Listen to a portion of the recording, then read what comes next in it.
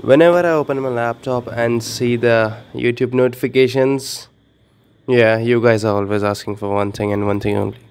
Shake transition, shake effect, shake transition.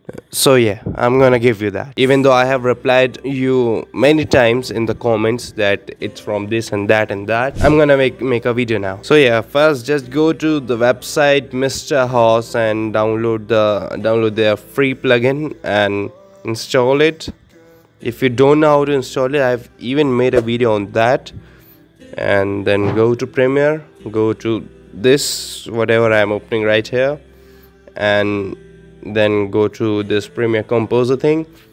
And yeah, here you see in the this transition there is this shake and distort.